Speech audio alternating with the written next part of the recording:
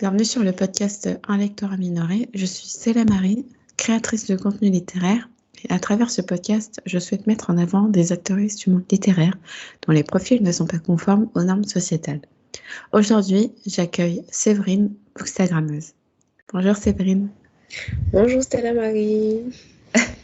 Merci à toi d'avoir accepté mon invitation. Merci à toi de m'avoir invitée. De rien. Est-ce que tu peux te présenter pour les personnes qui nous écoutent, s'il te plaît? Alors oui, bien sûr. Alors bonjour, je m'appelle Séverine, bonjour. Panridge sur Bookstagram. Et j'aurai bientôt 28 ans. Et tu fais quoi dans la vie? alors je suis vendeuse de produits éditoriaux à la FNAC, en Martinique. Ok, d'accord. Et ça va, ça te plaît? Tu dois être confrontée tous les jours à C'est la lecture. génial. Ok. Franchement, c'est génial. La première fois que j'ai commencé, le premier jour, je me suis dit, waouh, je vais vraiment travailler à la FNAC. Entourée de livres, je me disais, est-ce que c'est réel? Et jusqu'à maintenant, parfois, je me dis, mais je travaille vraiment à la FNAC, en fait. Et franchement, travailler dans l'univers du livre, mais c'est trop bien, en fait. C'est fantastique. J'aime beaucoup. Ok.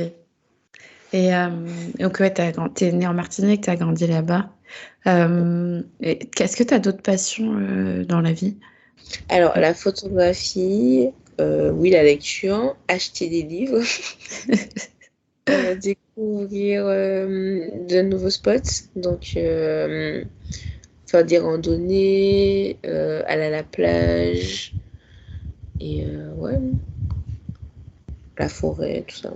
Ouais, J'aime beaucoup la nature. T'es très nature, ok. Oui. Et ouais, du coup, t'as commencé quand sur les réseaux?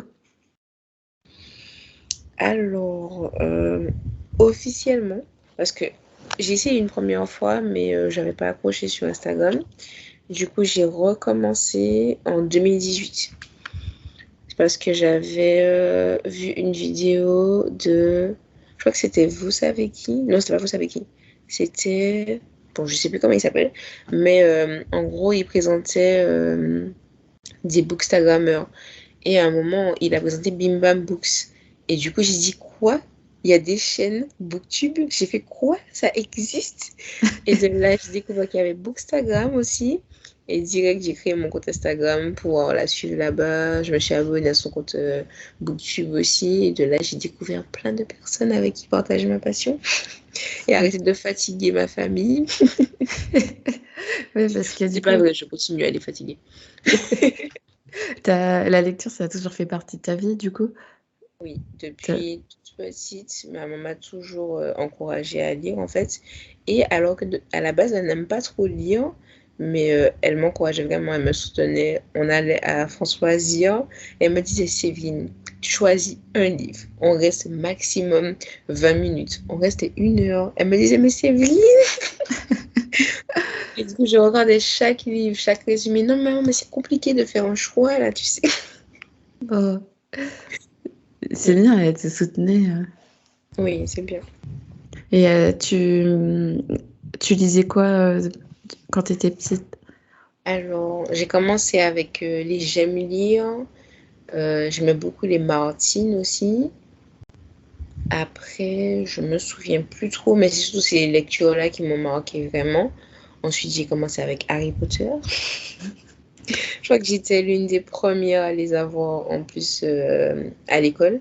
De là, toute ma classe a fini par devoir l'acheter parce que notre enseignant voulait absolument le mettre au programme. On a été le voir au cinéma et tout, franchement. Et j'étais à fond en fait.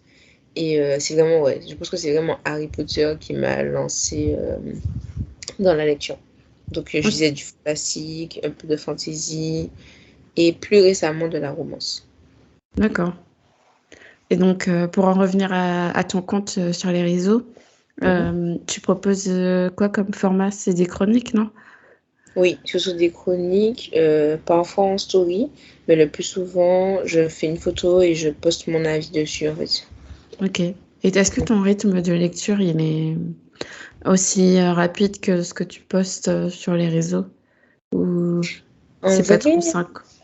je lis beaucoup plus. C'est juste que je Ok. poste pas les chroniques. Ok. Et justement, je devrais devenir beaucoup plus régulière parce que j'ai beaucoup de chroniques en retard. J'ai lu beaucoup de livres et il faut juste que je me prenne le temps de le faire. Ouais. Ouais, c'est vrai que c'est assez chronophage de garder un rythme Mhm, sur les réseaux. Et est-ce que exact. tu chroniques tout ce que tu lis? Ou Euh, dans le sens où si tu trouves plus qu'une lecture était bof ou tu vois pas d'intérêt, tu vas quand même la chroniquer ou pas? Ça dépend, mais j'avoue que je le fais pas souvent en fait. Par exemple, je sais que l'année dernière, j'avais lu, je me souviens même pas du livre, mais j'avais lu un livre et j'avais été déçue en fait parce que c'était pas du tout ce à quoi je m'attendais. C'était une romance, mais c'était particulier. Le sujet pouvait être beaucoup plus approfondi et j'avais posté quand même mon avis.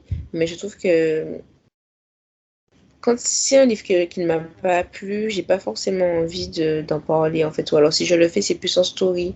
Parce Mm. que faire un post dessus, je trouve que c'est triste en fait pour l'auteur et pour le livre en même temps. Et pourtant en story, du coup, je peux plus en parler et dire que voilà pourquoi j'ai pas aimé et tout. Mais en photo, enfin en publication, j'arrive pas trop. Ouais, c'est éphémère, donc la personne ne va Mhm, pas forcément tomber dessus. c'est ça. Mm. Et est-ce que tu as participé à des événements littéraires depuis que tu t'es inscrite sur les réseaux? Ou même avant? Oui, j'ai assisté au festival de Livre Paris. C'était en, je crois, 2018. Mm. 2018 ou 2019. Non, en 2019. C'était en 2019. C'était mon premier festival littéraire et j'avais trouvé ça vraiment impressionnant. Franchement, j'étais émerveillée. Le fait de voir autant de livres, autant de personnes qui aimaient lire, je me suis dit, waouh! Et du coup, j'avais beaucoup aimé. Et j'avais été avec une de mes meilleures amies et mon papa. Et c'était trop bien. En fait, on avait envie d'aller sur tous les stands. Et j'avais trouvé ça sympa. Sinon, en termes d'événements littéraires, est-ce que j'ai fait d'autres événements littéraires? Après, comme je travaille à la FNAC, du coup, on a souvent des événements. Donc, dans le cadre de mon travail, en fait. Et tu as organisé quoi comme événement? Alors, moi, non, je n'ai rien organisé, mais je participe, en fait. Ok. Par exemple, on avait fait le festival Un pays rêvé l'année dernière. C'était la première édition et c'était vraiment génial, en fait. Où il y avait beaucoup d'auteurs, notamment caribéens. Et je trouve ça plutôt cool. Ok. Ouais, t'invites, il y avait pas mal de stands, des interviews, des conférences, j'imagine. C'est ça. Ok. Généralement, il y avait deux ou trois auteurs qui intervenaient, qui discutaient avec le public autour de leurs ouvrages et tout. Ok. Et t'as pas participé à une sorte de discussion avec Elodie Aude, Une non? discussion. Oui, c'était Ou récent. un atelier. Oui, justement, en bibliothèque. Oui, c'était il n'y a pas longtemps, en plus c'était il y a 2 mois.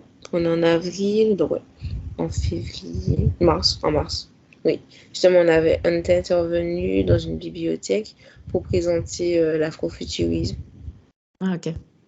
Et vous avez donné quoi comme exemple de livre Nos jours brûlés de Laura Ensaf Ok.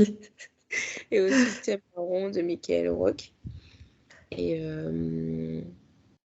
ouais, c'était ces deux-là surtout qu'on avait voulu mettre en avant. Et c'était super enrichissant. On a appris plein de choses. Les échanges étaient vraiment bien. C'était avec un groupe de personnes en particulier ou pas? En fait, la bibliothèque avait proposé l'événement et du coup, les gens venaient directement. Donc, il y avait un petit groupe. Ah, ok, ouais, c'était pas spécifique Mais à c'était une vraiment classe. voilà, c'était Ok. vraiment les habitués. Ok. Mhm. Ah, cool. Et comment ça a été perçu, du coup, le... Est-ce que c'était un genre qui connaissaient déjà ou ça a été plutôt Alors, une découverte pour certains?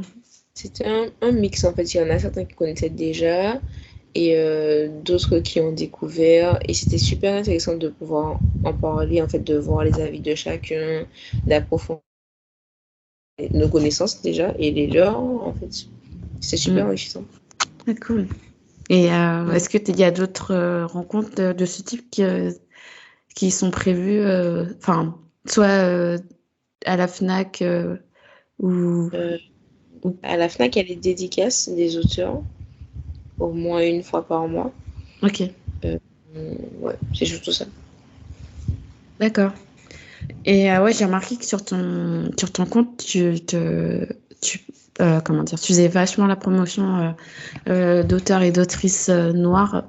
Est-ce que c'est quelque chose que tu as toujours voulu faire ou tu as vraiment pris conscience qu'il y avait un certain manque dans l'édition française et qu'après tu t'es mis à promouvoir ce type de livre? Alors, en fait, depuis petite, tous les livres que je lisais, j'en avais pas conscience, mais c'était majoritairement des ouvrages écrits par des auteurs et des auteurisses blancs et blanches.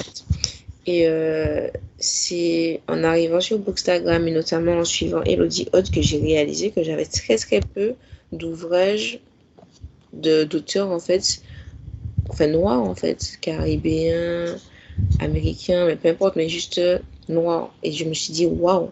Et je me suis vraiment remise en question. Je me suis dit, mais c'est pas normal que je galère autant à trouver des titres qui vraiment m'interpellent, qui m'intéressent, parce qu'il y en a beaucoup en fait, mais enfin, je pense qu'il pourrait y en avoir plus, mais il n'y en a pas suffisamment en fait.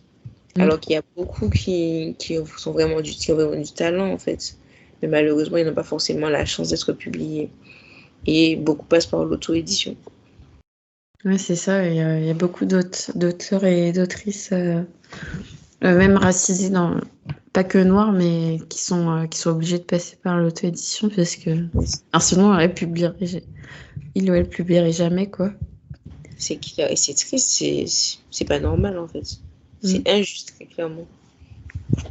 Oui, c'est vrai qu'il y a aussi cette présence de la traduction qui est vachement implantée dans le secteur, enfin dans dans le domaine éditorial français. Et alors qu'il y a d'autres personnes qui parlent français et qui sont français qui peuvent aussi écrire, quoi. C'est ça. Ouais. En fait, une fois qu'il y a, enfin, il y a l'omniprésence des auteurs blancs, en fait, malheureusement.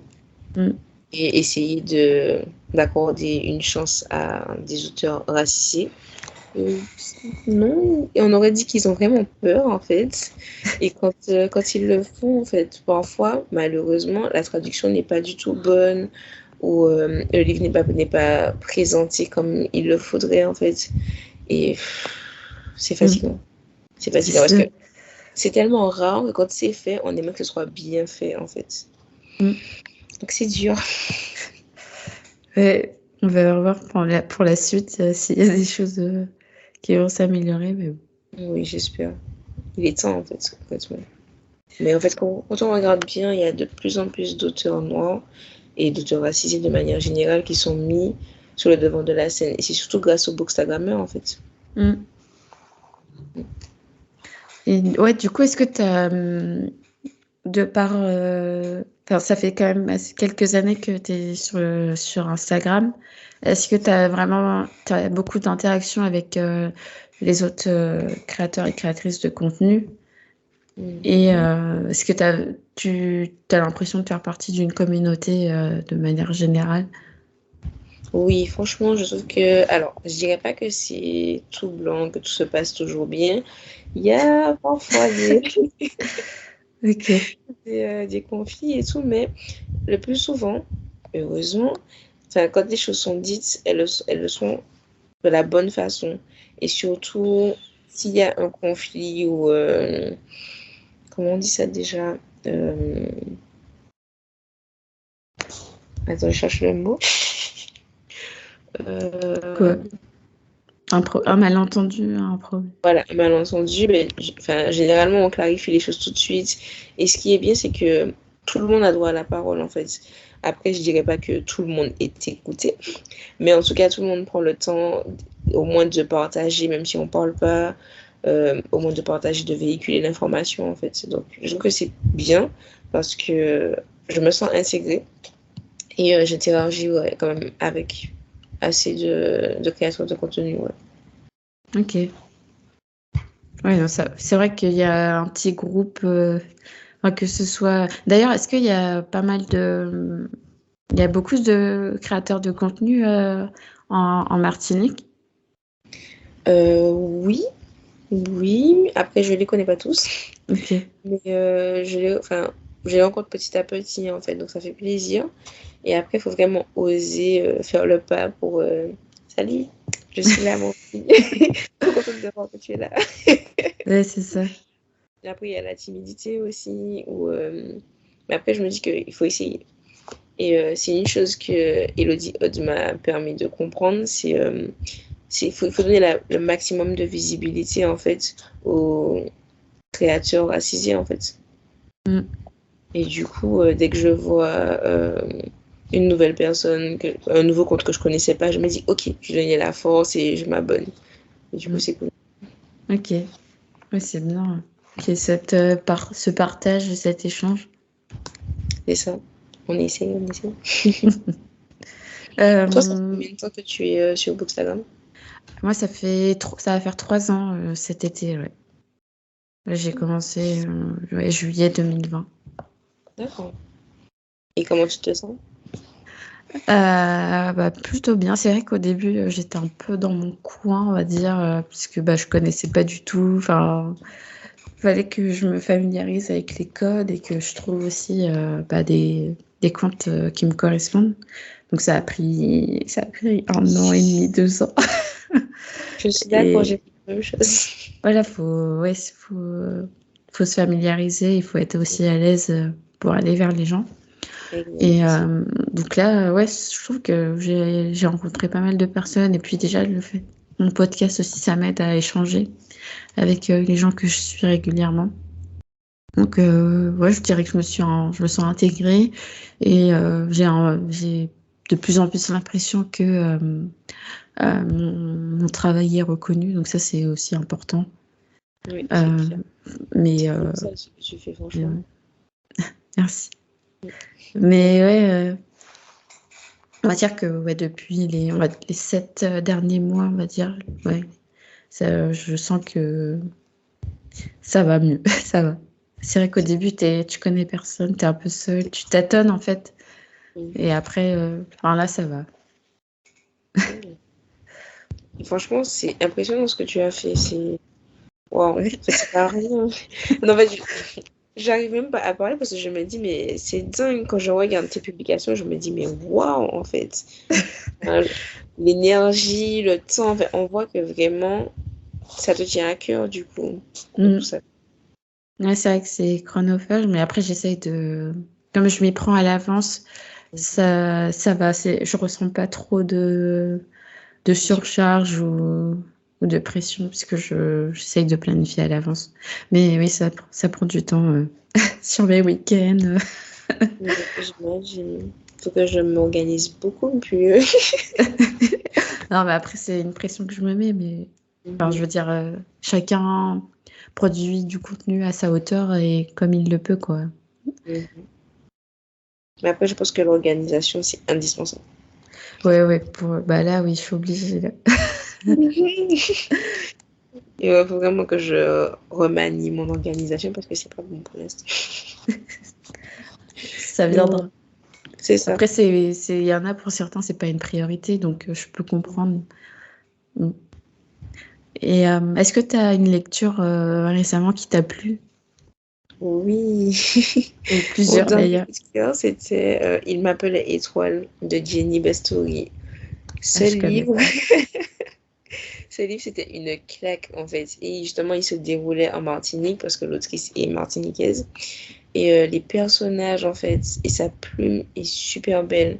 Et j'ai appris tellement de choses. Enfin, elle traite beaucoup de thèmes, des thèmes qui sont assez difficiles, mais avec justesse, en fait. Et les personnages sont hyper profonds. Les personnages masculins sont importants aussi. Et ils sont adorables. Bon, pas tous, hein. Ils sont pas tous adorables, mais ceux qui le sont, je me dis, mais waouh, on a besoin de personnes comme ça dans la vraie vie. Et le personnage principal, Effie, elle est hyper complexe comme personnage. Et je me dis, wow, mais son évolution et les émotions par lesquelles elle passe. Parce qu'elle, en fait, sa famille, donc sa maman et ses sœurs, déménagent en fait en Martinique. Et du coup, il faut s'habituer déjà à leur nouvel environnement, rencontrer des gens, aller à l'école. Enfin, il y a plein de choses. Et du coup, petit à petit, leur famille aussi se recentre. Et elle reprend contact avec son père, difficilement. Il y a plein de choses. Et c'était wow. Ok. Jusqu'à maintenant, je ne m'en remets pas. C'est du contemporain? Oui. Ok. Mhm. Et dans un autre genre, par exemple en fantasy, t'as lu quoi derrière, non? En fantasy? Fantasy. Alors, fantasy, je trouve que c'est un petit peu de la dystopie. Il y avait De Lune et de Sang de Erin Beatty.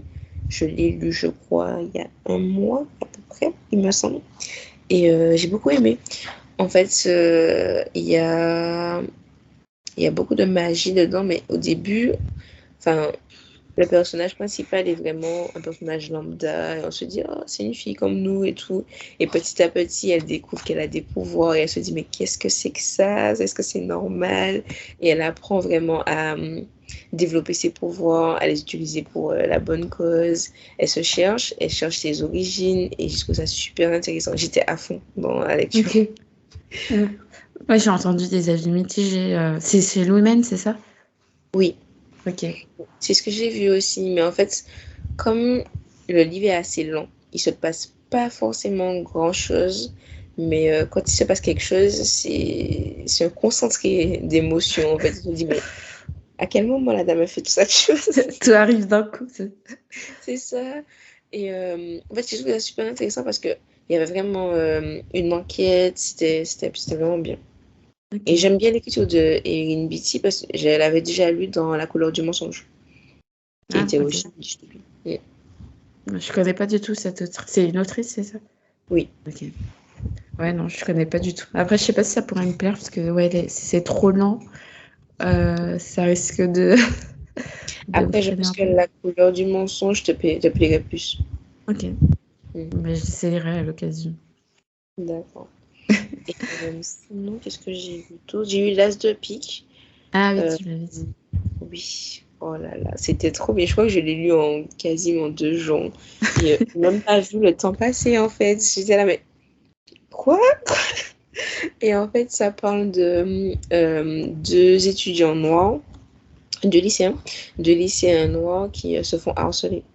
Et du coup, on se demande, mais pourquoi? Qu'est-ce qui se passe? Et enfin, l'autrice écrit trop bien. Elle écrit trop bien. Et chaque fois, je me disais, mais non, elle n'a pas fini le chapitre sur ça. Et on alterne en fait les deux points de vue, ce qui donne encore plus de profondeur et d'importance en fait au récit. Et je me dis, mais.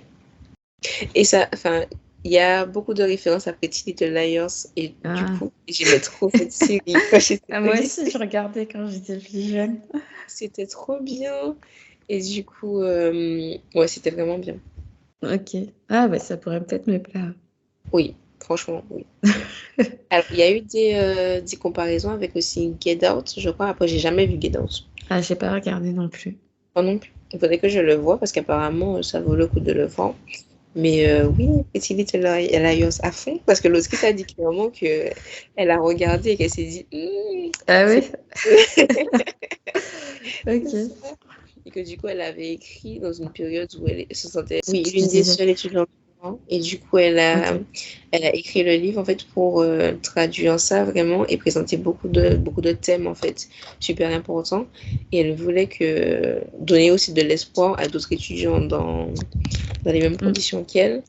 Enfin, pour leur faire comprendre que ça dure pas éternellement et qu'ils ne sont pas seuls. Et j'ai trouvé ça vraiment beau. Ah, mais il y a C'était un une beau source. message véhicule. Ouais, il y a Ok. beaucoup de choses. C'était super important. Cool. Bah, je vais. Ouais, bah, en fait, il est pas dans ma wishlist, mais je l'ai repéré, mais j'ai pas encore acheté. Oui. Franchement, je pense que tu peux kiffer. Ok. Ouais, donc il n'y a pas de. C'est thriller. Non, c'est pas thriller, c'est contemporain. C'est un mix. En fait, il y a beaucoup de choses qui se passent. C'est vraiment. Je dirais que c'est thriller. Il y a un Ok. fond de thriller quand même.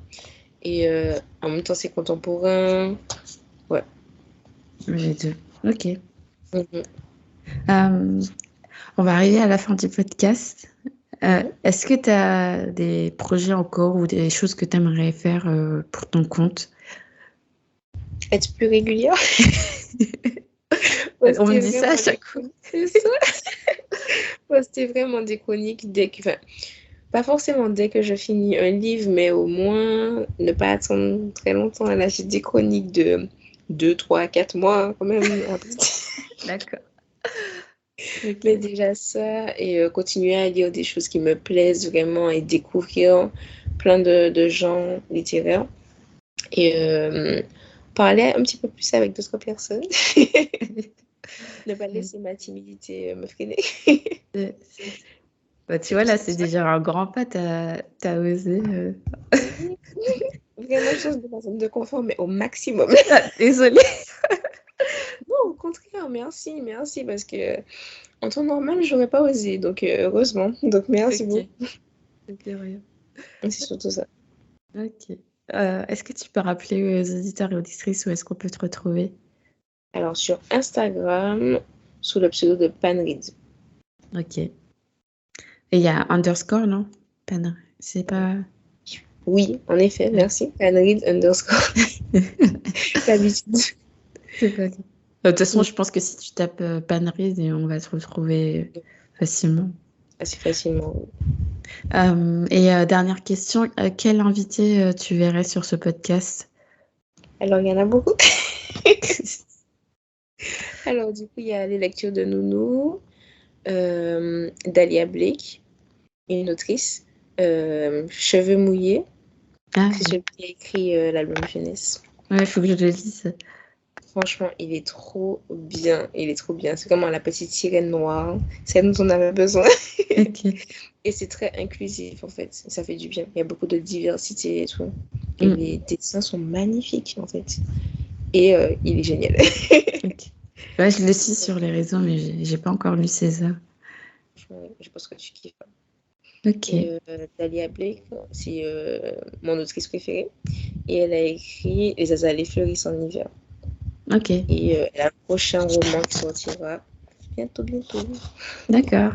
Ok. Et sinon, Elodie et ses livres, Précis Booking, Maureen underscore White, et, ouais, et Ninis, et RW underscore THY. Ok. Et du coup, voilà, là c'est bon. Bah, merci pour toutes tes recos. Je les mentionnerai de toute manière sur le podcast. Il n'y a pas de souci. Merci à toi pour l'invitation. De rien. Et je remercie également les auditeurs et auditrices d'avoir écouté cet épisode d'un lecteur amélioré. Et je vous dis à tous et à toutes à très bientôt. À bientôt.